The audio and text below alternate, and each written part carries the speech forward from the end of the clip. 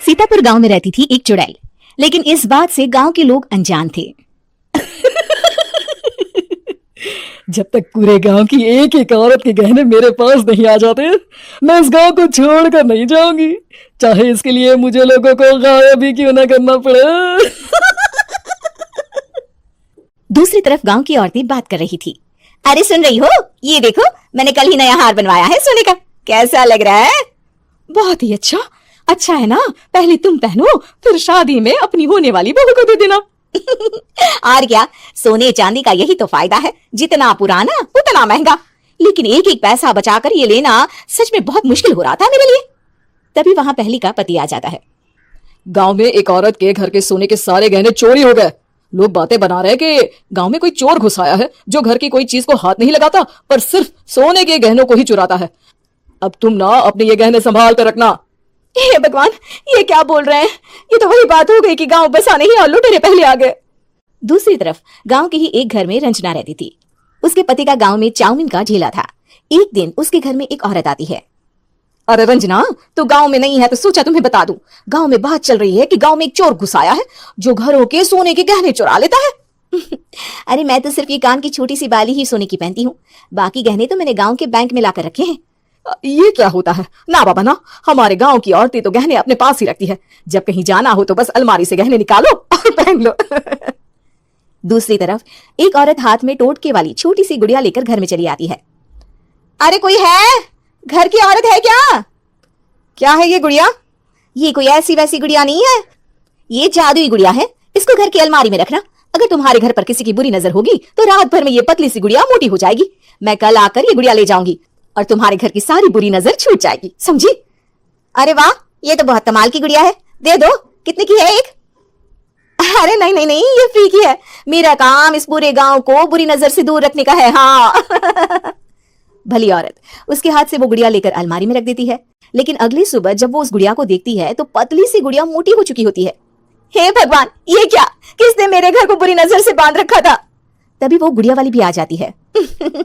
मैंने कहा था ना, घर पर बहुत ज्यादा बुरी नजर है। लाओ ये गुड़िया मुझे दे दो।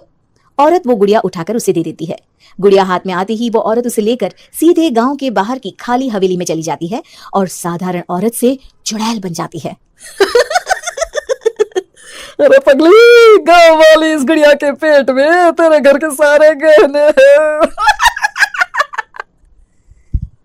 इतना बोलकर वो गुड़िया को फाड़ देती है और सारे गहने निकाल लेती है। वहीं दूसरी तरफ, हे भगवान, मेरे घर के सारे गहने चोरी हो गए। उस औरत के घर के आसपास लोगों का जमावड़ा हो जाता है और लोग बातें करने लगते हैं। लो जी, ये भी घर गया। पता नहीं कौन चोर है जो इतनी होशियारी से गहने चुरा लेता है। कुछ समझ में नहीं आ रहा कि कौन है।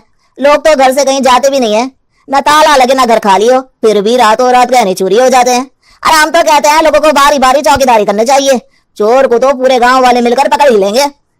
लोग बारी बारी घरों की चौकीदारी भी करते हैं, लेकिन चोरी होने का सिलसिला रुकता ही नहीं। फिर एक दिन रंजना के पड़ोस से भी रोने की आवाज आती है। अरे आज ही घर की बुरी नजर उतरी और आज ही सारे गहने भी चोरी हो गए। कैसी बुरी नजर? क्या हुआ था? तभी वहां उस औरत का पति भी आ जाता है जिसके घर में गहनों की चोरी हुई थी। हाँ, मेरी बीवी ने भी किसी गुड़िया को घर में बुरी नजर उतारने के लिए रखा था, लेकिन अगले दिन गहने चोरी हो गए।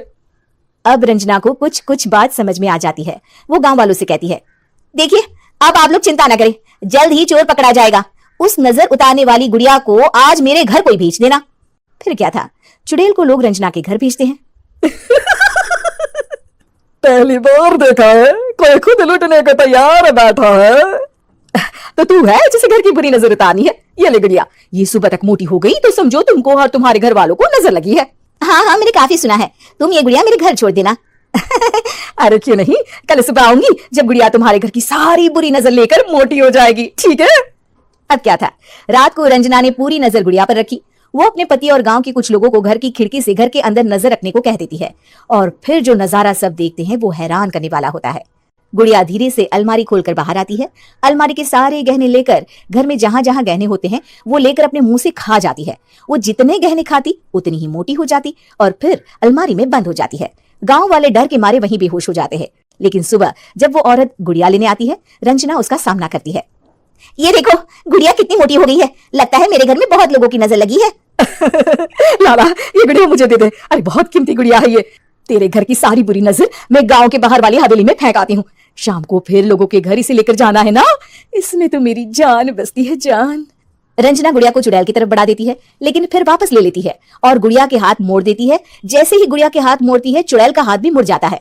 अच्छा, तो ये वो गुड़िया है जिसमें तुम्हारी जान बसती है। अब सुन चुड़ैल, तेरी सारी हकीकत सबके सामने आ गई है। या तो गांव वालों के गहने लौटा दे, नहीं तो मैं इस गुड़िया की गर्दन मोड़ दूंगी। चुड़ैल डर जाती है। अरे नहीं, मेरी गुड़िया दे दो, मैं सबके गहने वापस कर दूंगी। ठीक है, अब भी जा और सबके सारे गहने वापस कर, चल निकल यहाँ से। चुड़ैल सबके गहने लौटाकर रंजना के पास आती है। ला दे मेरी गुड़िया रंजना, इसके अंदर के गहने निकाल ले, लेकिन गुड़िया वापस दे दे। लेकिन रंजना जानती थी कि जैसे ही गुड़िया चुड़ैल को देगी, उसकी शक्ति वापस आ जाएगी। चुड़ैल, तू तो चुड़ैल ही रहेगी, ये मैं जानती हूँ। अरे नहीं, मैं गांव छोड़कर चली जाऊंगी, किसी को परेशान नहीं करूंगी, वादा करती हूँ मैं। लेकिन रंजना उसकी एक बात नहीं सुनती और गुड़िया का सर उसके शरीर से अलग कर देती है। चुड़ैल सर अलग होते ही गायब हो जाती है। गांव वाले रंजना के साहस और बुद्धि की खूब प्रशंसा करते हैं।